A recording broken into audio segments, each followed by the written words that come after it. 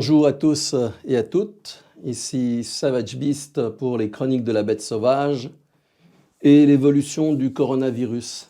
Alors, je vais vous présenter quelqu'un.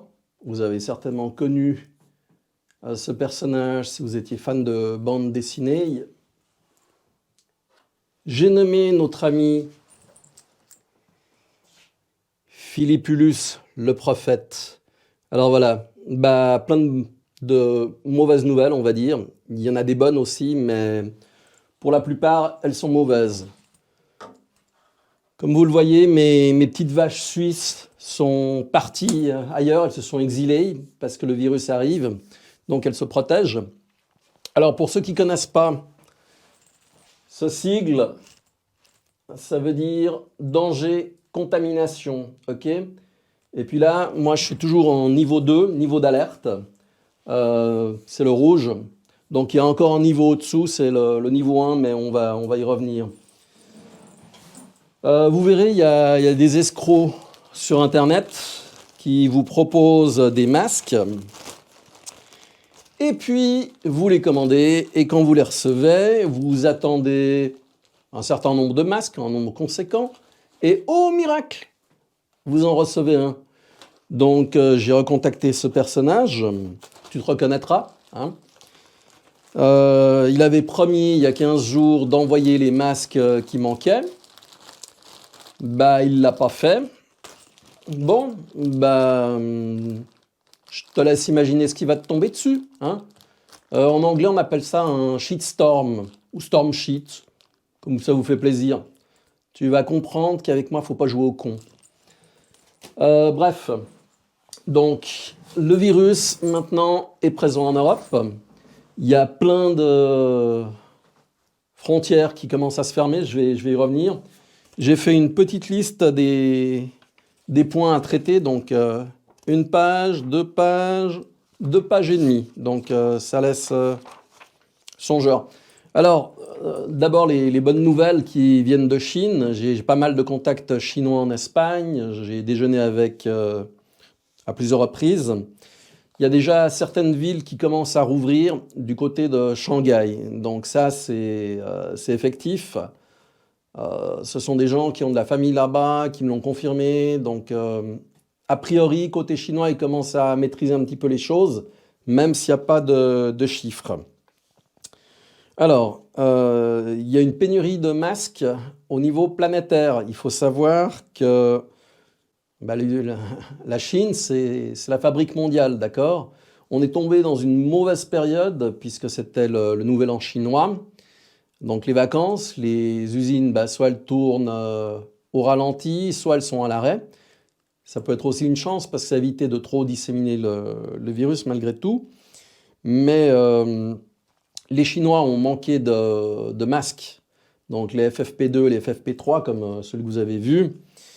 Et ils ont envoyé des délégués en Europe et dans le monde entier pour racheter des stocks, pour les rapatrier. Ce qui veut dire que nous maintenant, on n'a plus rien. Vous arrivez à les trouver, mais si vous regardez les prix sur Internet, c'est de la folie. Donc, voilà, hein, moi quand j'en ai parlé il y a 10 à 15 jours, quand j'ai dit qu'il fallait commencer à se préparer, certaines personnes m'ont ri au nez et ont dit que j'affabulais. Non. Quand je faisais mes études, j'avais pris biologie option forte parce que ça me passionnait. Et donc, les virus, oui, ça se propage.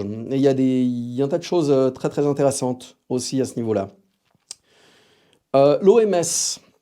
L'OMS, maintenant, on a pu lire dans les journaux qu'ils craignent la pandémie. Donc, si les journaux annoncent qu'ils craignent la pandémie, c'est que la pandémie est là. Il faut en être conscient. Elle est là, elle est présente, mais on veut pas le dire, on veut pas créer de panique. De toute façon, on est dans le caca. Ah oui, ça c'est pour un de mes amis, tu te reconnaîtras en regardant la vidéo. Caca! Voilà, il faut rire un petit peu.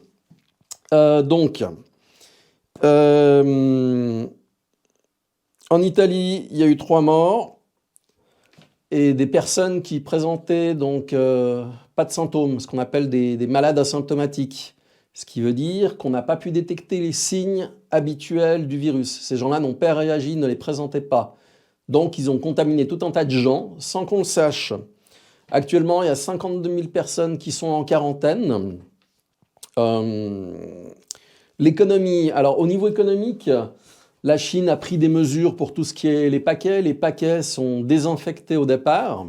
Bon, sauf si vous avez des tarés qui ont craché dedans, le risque est quand même réduit. Il faut savoir que le virus, selon une étude allemande, suivant l'endroit où il se trouve, peut vivre jusqu'à 9-10 jours.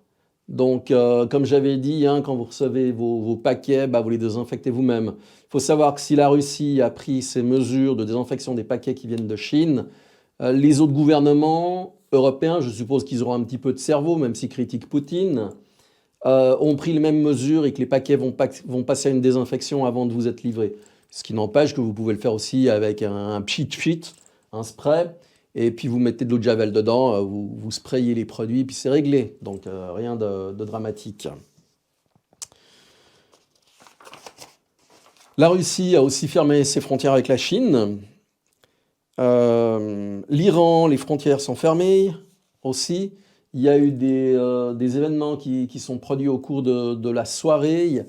Un train qui venait d'Italie et qui arrivait en Autriche a été bloqué à la frontière. Je ne sais pas s'il a été refoulé, mais ils ne l'ont pas laissé passer en tout cas, parce que 2 personnes étaient suspectées, présentaient des symptômes du virus. Donc on commence à fermer les frontières en Europe. Alors je vous laisse imaginer au niveau économique ce que ça va impliquer. L'Afrique, on n'en entend pas parler. Donc en Afrique, ils n'ont pas de virus. Je pense que ça va craindre quand on va avoir la surprise, parce que là-bas, donc les moyens de détection. Il faut savoir aussi que les moyens de détection qui ont été mis en place, les tests ne sont pas fiables. Il y a eu toute une série de tests qui ont posé des problèmes. Je crois que c'était environ de l'ordre de 30% de tests qui ne donnaient pas les informations de manière correcte. Donc même là-dedans, on a des problèmes. En Europe, qu'est-ce qui va se passer si on doit mettre en quarantaine? Bon, les Chinois, les Asiatiques et les Chinois sont disciplinés. Il faut bien comprendre le modèle chinois, le modèle de la Corée du Nord. Ouais, à ce qui paraît, ils ont flingué un officiel qui revenait, qui était contaminé et qui est allé se balader. Bon, j'approuve totalement. Hein, donc, si tu es contaminé, t'évites d'aller contaminer les autres. Sinon, la seule chose que tu mérites, c'est une balle dans la nuque. Puis en plus, il faut la facturer à ta famille. Mais ça, c'est fait par les Chinois. Eux, ils facturent. Donc, si les Chinois n'ont pas réussi à contenir l'épidémie, qui sont disciplinés, en plus, la mentalité, donc, c'est absolument pas péjoratif, mais ils ont tendance à fonctionner de manière pyramidale. Vraiment, ça marche bien, mais il y a l'organe du parti qui donne des ordres. Et ils ont confiance avec leur gouvernement, donc ils savent que le gouvernement va prendre les mesures nécessaires. Même si ça ne leur plaît pas, ils vont suivre. Ils sont éduqués de cette manière. C'est un peu comme une fourmilière. Il y a la reine qui donne des ordres, et puis les fourmis, soldats, exécutants, ouvrières vont suivre. Donc les Chinois à ce niveau-là, j'ai des photos, ils sont vraiment top, quoi. Ils ont suivi. Alors on peut se poser les questions de ce qui va se poser comme situation dans nos pays. Donc je prends le cas du Suicidistan, la Suisse pour ne pas la nommer, du Frankistan, la France pour ne pas le nommer. Donc imaginez-vous Genève où on a 87 000 frontaliers qui rentrent chaque jour pour venir travailler. Bon, on ferme la frontière. Je vous laisse juste réfléchir à la situation. Vos ministres en France ont déclaré qu'ils allaient rouvrir, je crois que c'est 37 ou 38 hôpitaux, un par département au minimum. Je ne sais pas combien de départements vous avez en France maintenant, vu que les choses ont changé, région et tout le bordel. Le fait est, ils ont dit qu'ils allaient commander plusieurs dizaines de millions de masques. Oui, mais messieurs, les masques, ils sont plus disponibles, il n'y en a pas. Donc ça ne sert à rien de les commander, vous ne les aurez pas. Ah oui, et les masques FFP2 que la France va commander ont une durée de vie de 3 heures. Donc je vous laisse faire le compte, il vous en faut 8 par jour. 8 par jour sur 10 jours, il vous en faut 80. Sur un mois, 3 x 8, 24, 240. Si je ne fais pas d'erreur de calcul, hein, vu que c'est 3 heures du matin, donc j'ai le droit d'être fatigué aussi. Bref, problème du travail, 3 semaines, 1 mois, bloquer les entreprises, comment va réagir le patronat, comment vont réagir les salariés, puisqu'il n'y aura pas d'argent qui rentre. Donc, est-ce que les gouvernements vont prendre des lois exceptionnelles, soit au niveau des impôts, annuler peut-être durant une année les impôts pour les entreprises, ou alors subventionner, rembourser les entreprises. Bref, ça va être un joli caca souriant. Qu'est-ce qu'il y a encore au niveau de ce virus qui est intéressant? Oui, les gens qui ont plus de 60 ans sont les personnes qui sont touchées dans leur majorité. Au départ, on pensait que c'était un virus qui s'attaquait à tout ce qui était asiatique, donc qui touchait les jeunes asiatiques, mais bon, il semblerait qu'il touche aussi les personnes de plus de 60 ans. Donc moi, je vais être tout à fait cynique. Si ça touche les plus de 60 ans, nous, ma génération, de toute façon, on avait des soucis pour les retraites. Eux, ils vont plus l'avoir, ce souci, hein, puisqu'ils vont passer à la trappe. Donc ça va faire des économies pour le gouvernement. On élimine les personnes âgées, on élimine tout ce qui est faible. Ça contamine la planète. C'est déjà contaminé, hein, il ne faut pas se leurrer. L'Iran, la Jordanie, je crois, il y a encore un autre pays, oui, la Turquie, ils ont fermé les frontières.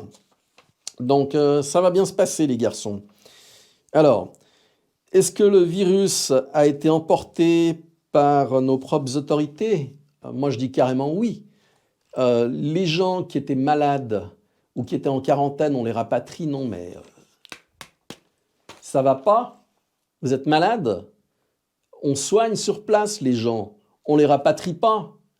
Là, ce qu'on a fait, ça a été disséminer encore plus le virus. Et maintenant, c'est foutu. Il y en a partout. Non, mais bon, je sais pas qui c'est qui vous conseille, messieurs, mais j'espère que s'il y a des millions de morts, et que tous les gens qui ont pris la décision de rapatrier les gens malades passent devant non pas une cour de justice normale, mais une cour martiale. Et puis, pour faire simple, comme dit le lieutenant-colonel Karl-Heinz Sinebnitz, on va les fusiller, hein, voilà. Comme ça, les choses sont claires. Ça serait un crime contre l'humanité. Mais bon, en définitive, aussi, ça éliminerait pas mal d'abrutis. Donc, dans l'ensemble, je pense que ça peut être un bien aussi. Qui avait-il encore? Ah oui, les Ukrainiens, magnifiques. Alors, il faut bien se rendre compte qu'on nous casse les burnes avec, comment dirais-je, la civilisation. Non, l'être humain n'est pas civilisé, on est des sauvages. Il suffit de gratter un tout petit peu le vernis de civilisation qu'il y a, et notre côté obscur ressort tout de suite. Simplement, tous les bien-pensants, tous les bobos, tous les imbéciles vont le nier. Non, messieurs, on n'est pas net, on n'est pas bon.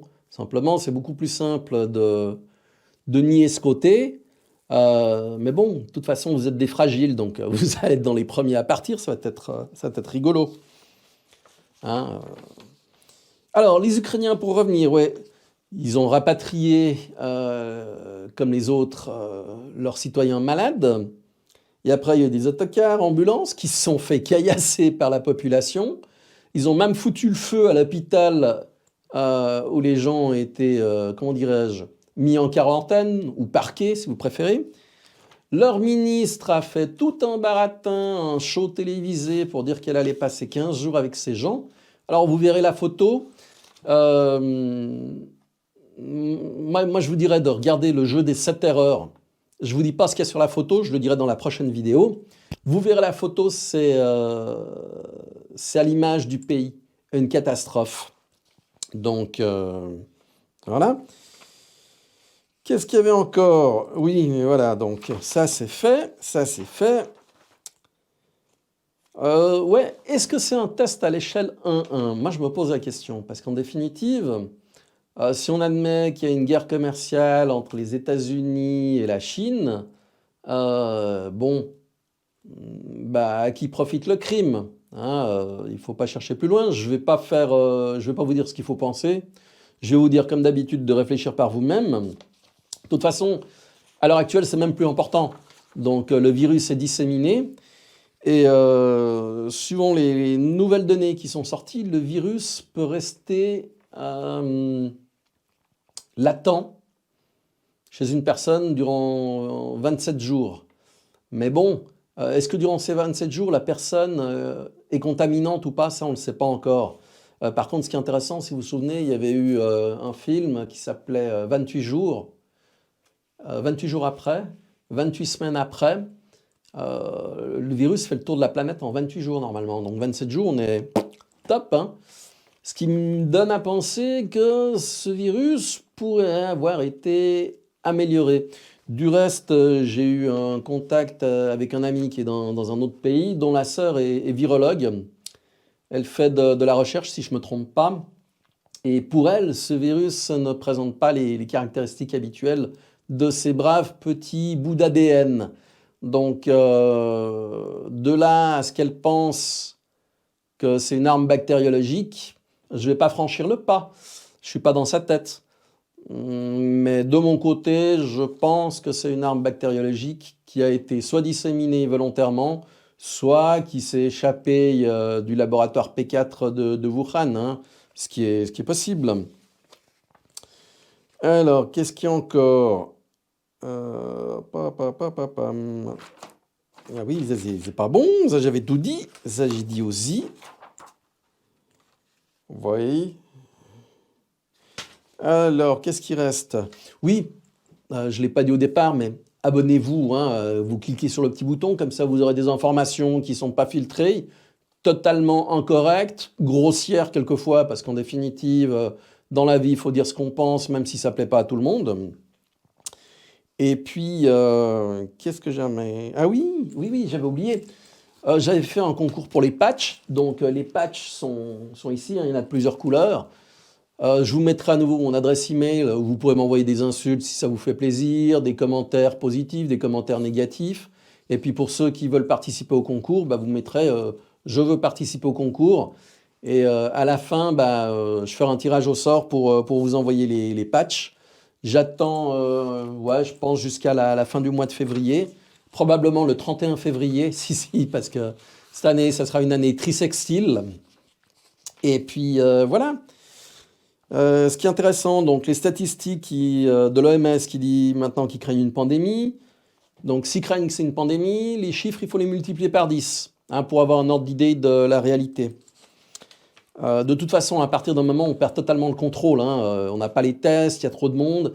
Il faut savoir aussi qu'en Chine, j'ai vu passer une information, je la retrouverai, je la posterai, où ils attendaient un jugement du tribunal principal du pays qui allait autoriser l'euthanasie de plusieurs dizaines de milliers de personnes. Il faut savoir que ces personnes, on ne va pas pouvoir les soigner, d'accord ?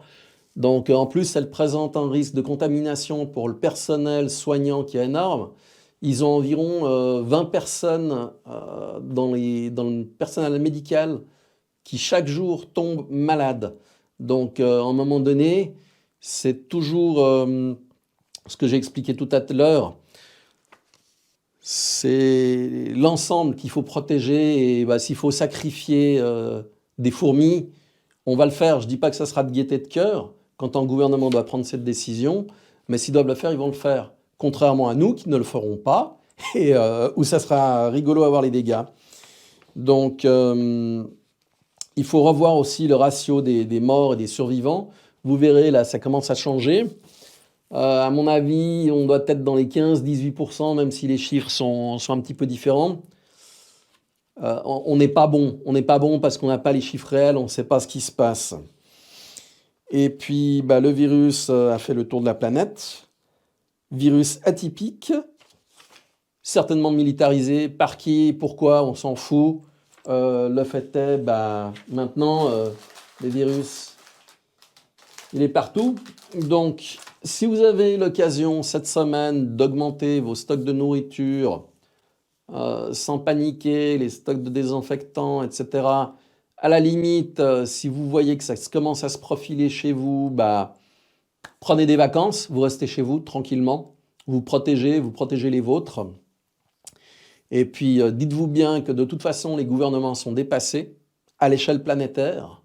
Qu'on le veuille ou qu'on ne le veuille pas, ce cas de figure, même s'il a été préparé, entre guillemets, testé, on va mettre une ville en confinement, 2 villes, et puis quand on voit les lambeaux de l'armée française, de l'armée allemande et autres du territoire européen, non seulement ils n'auront pas les moyens, mais en plus les gens savent faire de la désobéissance.